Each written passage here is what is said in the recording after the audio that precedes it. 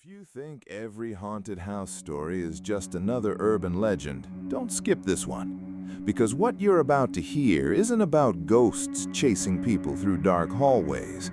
It's about a house so old that even historians couldn't explain what was discovered beneath it.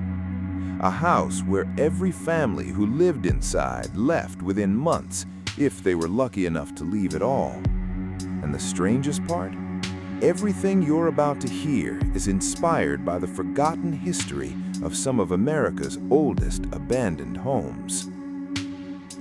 When Daniel Carter accepted a temporary job documenting historic properties across New England, he expected long drives, dusty attics, and forgotten architecture.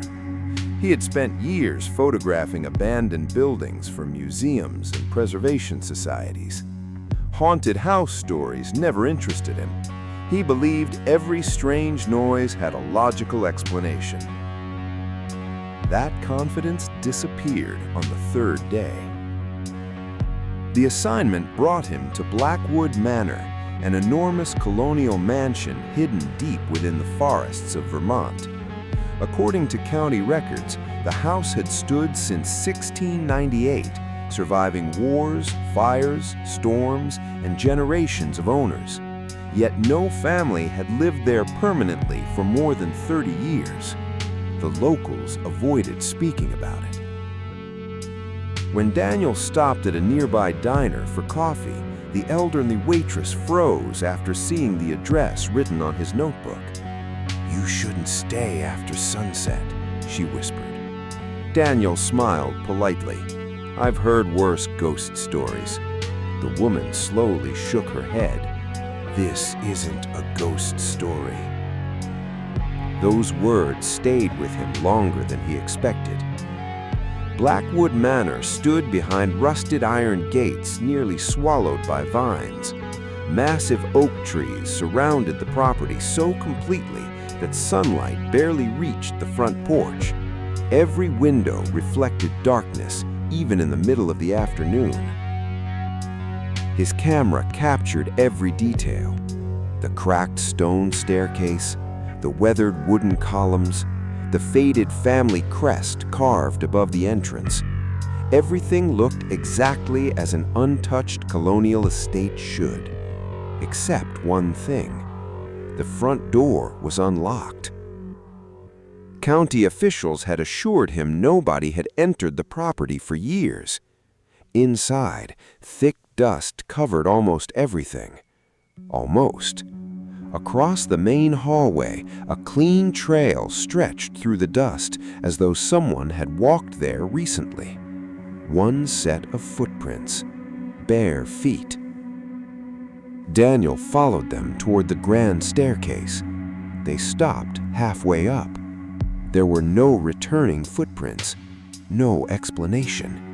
He took photographs before convincing himself some teenager had broken inside.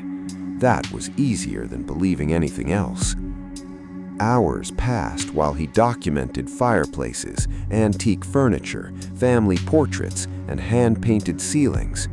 Every room revealed another piece of early American history. The manor had belonged to the Blackwood family, wealthy landowners whose influence shaped much of the surrounding region during the 18th century. But historical records suddenly became strangely incomplete after 1819. Birth records stopped, marriage records vanished, entire generations disappeared from public archives. It was as though someone had intentionally erased the family from history. While photographing the library, Daniel noticed something odd. Every bookshelf was covered in dust, except one. A single leather-bound journal rested perfectly clean. Its cover carried no title. Inside, every page described ordinary daily life: weather observations, crop harvests, family dinners, until the final entry, October 14th. They are beneath the house again. Nothing more. The remaining pages had been torn out. Daniel frowned. Who were they? He searched for hidden compartments inside the desk. Instead, he discovered an old brass key taped beneath the drawer. The tag attached to it simply read, "Cellar." Finding the basement door wasn't difficult. Opening it was. The ancient lock resisted for several minutes before finally giving way with a loud metallic snap. A cold wave of air rushed upward. Not cool, cold, far colder than the autumn weather outside. Daniel switched on his flashlight and descended carefully. Stone walls surrounded him. Moisture dripped from the ceiling. The deeper he walked, everything became quieter. Even his footsteps sounded strangely distant. Then he noticed something impossible. The basement was much larger than the house above. Axiologically, it made no sense. According to the exterior dimensions, half of these underground rooms shouldn't even exist. Yet there they were. Long corridors disappeared into darkness. Old storage rooms connected to narrow tunnels. Some walls appeared centuries older than the manor itself, as if the house had been built over something much more ancient. His flashlight settled on dozens of wooden doors. Every one of them had been nailed shut. From the outside, not the inside. Daniel photographed each door. The nails were hand-forged, likely over 200 years old. Whoever sealed those rooms had wanted to make absolutely certain nothing came out. His phone vibrated. No signal, just one notification. Battery low. Impossible. It had been fully charged that morning. Then came the sound. 3 slow knocks, somewhere deeper underground. Knock, knock, knock. Daniel remained perfectly still. The sound came again, closer. Not random, deliberate. He called out, "Hello?" Silence. Then another 3 knocks, this time directly behind him. He spun around. Nothing, only darkness. His breathing quickened. The flashlight flickered once before stabilizing. He decided the survey could wait until morning. As he hurried toward the staircase, something caught the corner of his eye. Fresh footprints, bare feet again. Only these weren't leading away. They were walking towards him. He raised the flashlight. The footprints stopped inches from his boots. No person, no animal, nothing visible. Daniel left the basement immediately. Outside, evening clouds had already swallowed the sun. He loaded his equipment into the truck. The engine refused to start. Again, again, again. Finally, it roared to life. As he drove through the front gate, he glanced once into the rearview mirror. Someone stood in the second-floor window. A little girl, wearing a white dress. She wasn't moving. She simply watched the truck disappear down the road. Daniel slammed the brakes. He jumped out. The window was empty. No footprints surrounded the house. No signs of entry. He searched every room again before leaving. Nothing. Back at the motel, he reviewed hundreds of photographs. Every image appeared normal, until photograph number 287. It showed the grand staircase. Daniel stood alone, or so he remembered. Behind him, halfway down the upstairs hallway, an elderly woman stared directly into the camera.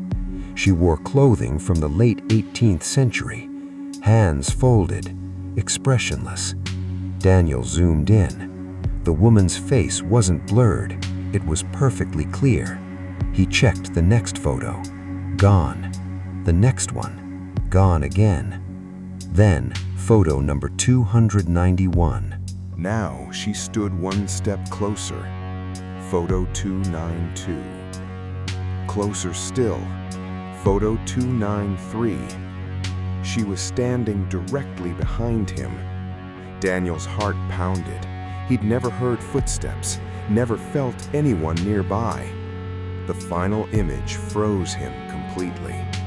His camera had accidentally captured a reflection inside an old mirror.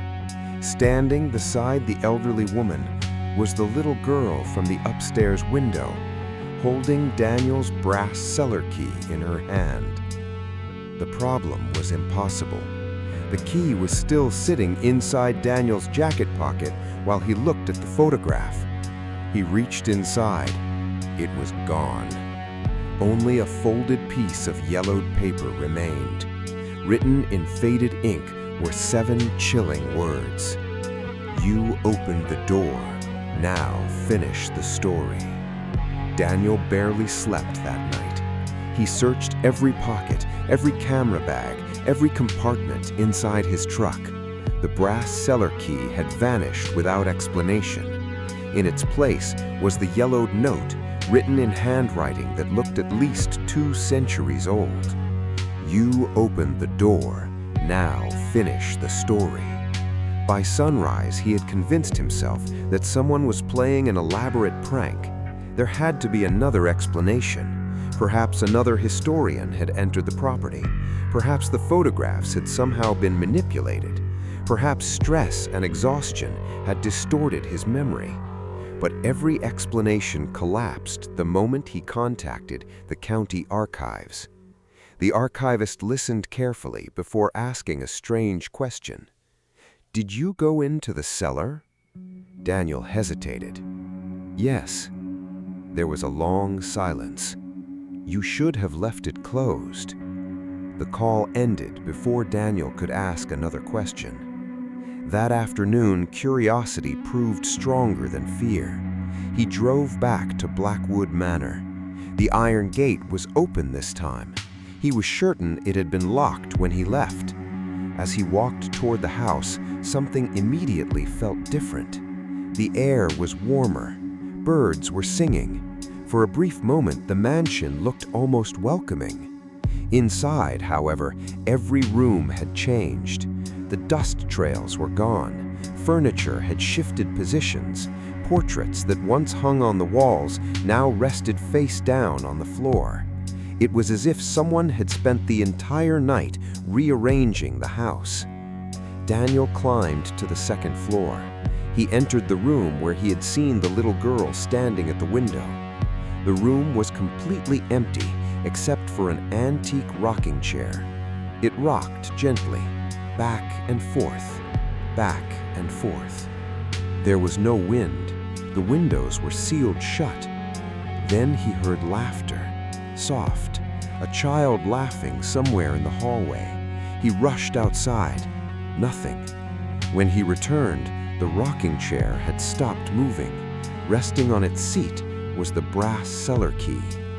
Daniel stared at it for several seconds before finally picking it up. It was ice cold, much colder than metal should have been. This time, he wasn't going into the basement looking for photographs. He wanted answers. The cellar door opened with surprising ease.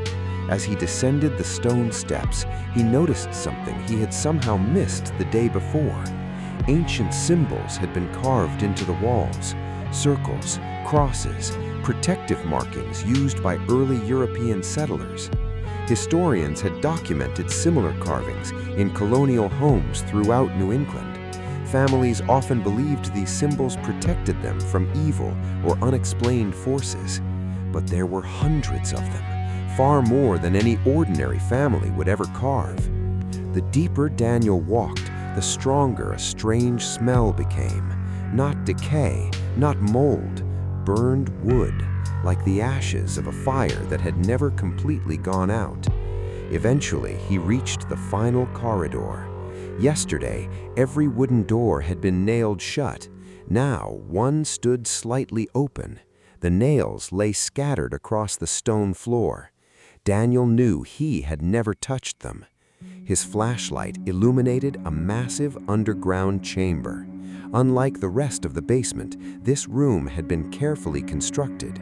Stone benches surrounded a circular floor, covered in faded markings.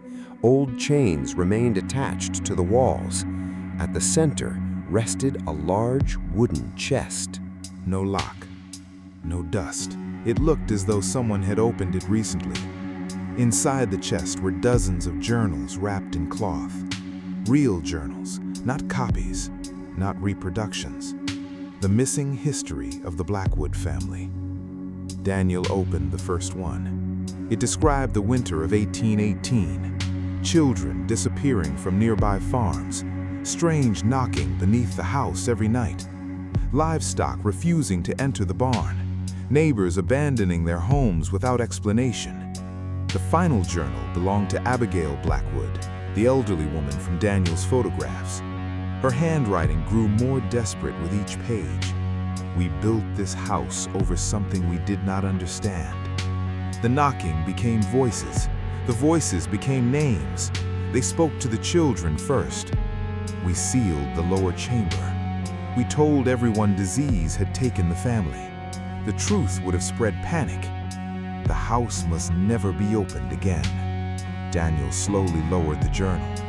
He suddenly realized the date, October 14th, the same unfinished diary entry he had found upstairs. He turned another page, blank.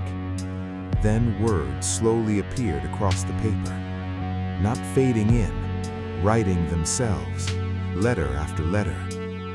You came back. Daniel dropped the journal. The chamber became silent. Then, knock, knock, knock. This time, the sound came from inside the wooden chest. The lid slammed shut by itself. Every lantern hook hanging from the ceiling began swinging at once. His flashlight flickered violently. A freezing wind rushed through the underground room, although there was no visible entrance. Then came the voices, whispering, dozens of them. Some sounded like frightened children. Others sounded ancient. Every voice repeated the same sentence. Don't let it out. Daniel backed toward the corridor. Suddenly, the elderly woman appeared at the opposite end. Not transparent, not floating. She looked completely real. She simply stood there, watching him. Beside her stood the little girl. Neither moved, neither blinked. The little girl raised one finger and pointed behind Daniel. Slowly, very slowly, Daniel turned around. The wooden chest had opened again. Inside was not another journal. It was a staircase leading farther down. A staircase that should not have existed. Cold air poured upward. The whispering stopped. Absolute silence filled the chamber. Then a deep voice echoed from below. Someone opened the door.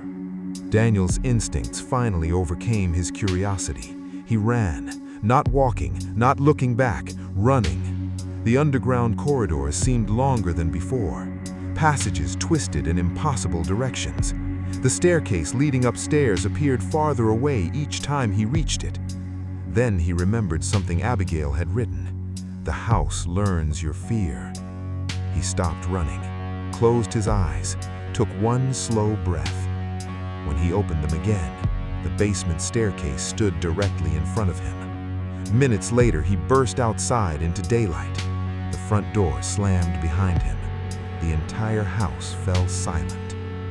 Daniel never returned. Weeks later, he donated every journal to state historians. Experts confirmed the paper, ink, and handwriting all dated back to the early 19th century. The journals described genuine historical events. Several neighboring families listed in the diaries truly had vanished from official records around the same time. But one detail has never been explained. When archivists compared Daniel's photographs with the original Blackwood family portraits preserved in museum collections, the elderly woman was identified, Abigail Blackwood, the last confirmed owner of the manor. She died in 1820. The little girl was identified as her granddaughter, Eleanor.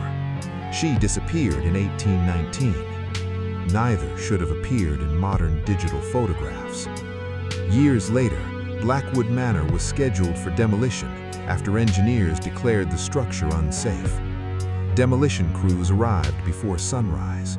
Bulldozers surrounded the mansion. Equipment was prepared. The foreman gave the signal. Nothing happened. Not because the machines failed. Every engine shut itself off at exactly the same moment. Mechanics spent hours trying to restart them. Battery systems tested perfectly. Fuel tanks were full. No mechanical explanation was ever found. The project was canceled. Today, the manor still stands hidden among the trees. Time continues to destroy the walls. Nature slowly consumes the roof.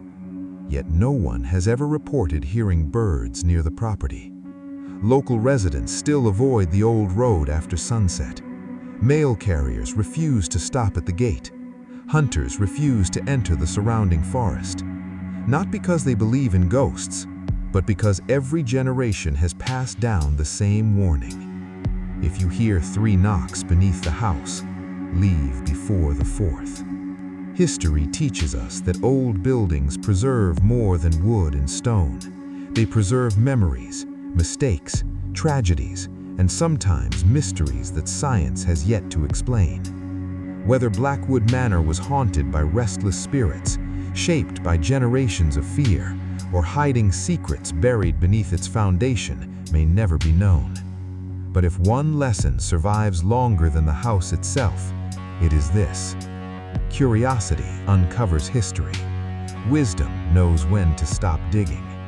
And sometimes, the oldest doors were closed for a reason.